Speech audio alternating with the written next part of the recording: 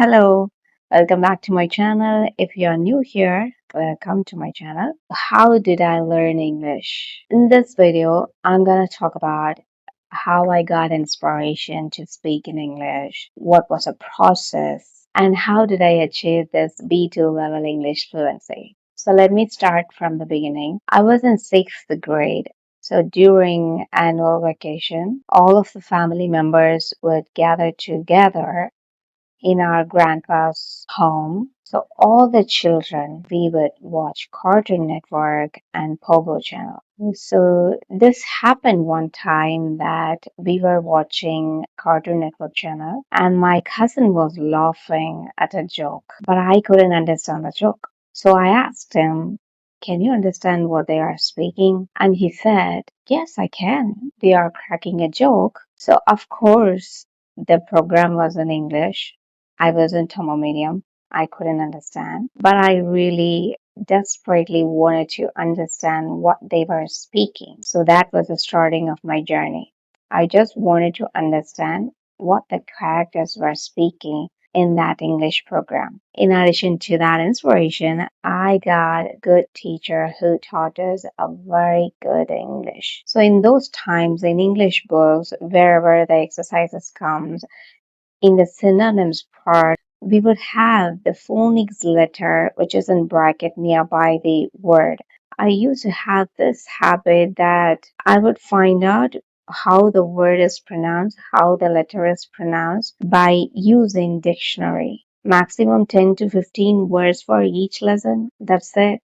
I would just go to dictionary and learn how it is pronounced. This is how it started. So let us fast forward. During my seventh and eighth grade, I would be eagerly waiting for the school to get over. And I would go home and I would switch on the TV. I watched the English program in the TV. Mostly Pogo channel, Cartoon Network channel, Animal Planet, and National Geography channel. These were my favorites. At the beginning, I couldn't understand every word that they were saying. I couldn't understand what they were speaking. I couldn't get the meaning of it. But whenever I feel like I can't get the word, I immediately would search in dictionary. You know what? By the time I'm searching, like 5 to 10 minutes program would be over. But my main goal was to get as many words as possible. By the time I came to ninth grade, whenever I watched a program, I could understand a little bit. So there was a progress. From my 10th to 12th standard, I didn't practice much, but I was doing shadowing practice. That was the time I was introduced to English songs. So after that, I went to college. I wanted to speak in English. So I had to find a way to speak in English. When I come home from hostel, I used to do the shadowing practice. The main reason I desperately did that practice was to speak fluently at the end of fourth year to get placed in a company, but it didn't happen. The reason was I was afraid to speak English in front of somebody. So I would clear the technical round, the aptitude round, but in the face to face interview, that's it, over. I would get rejected because of my communication. So after that, I landed in my job as a teacher. There, I had to speak in English. It is must. So I started to speak. For that, I started to practice reading.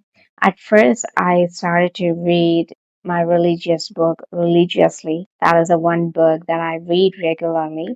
And I would borrow books from library, mostly the fiction books. That was for my accent practice. Then I got into my writing and listening era. For writing, I would choose a content that I liked in Facebook and I would just copy it. Just copy and paste. For listening, I used to watch movies, and if I liked the movie so much, I would just convert that video into audio form and I would keep on listening to it for like more than 20 or 25 times until I memorize each and every dialogues. Okay, you may have some question like, okay, you landed in a job that you had to speak in English.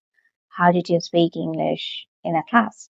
Yes, I spoke in the class. As it was just a subject knowledge, anyone can read a book and explain it so clearly.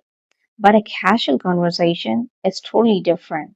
You had to speak on the spot. It should come naturally. I didn't have that. I could manage a conversation, but after having a conversation with someone in English, I would just rethink it and I would just find out the mistakes that I made. I would overthink about it again and again. That made me to not to speak with anyone in English. And one more thing is, in class, I used to speak in English, but with my colleagues, I didn't speak because many teachers they spoke my native language. So I had a choice. I can speak either English or my language.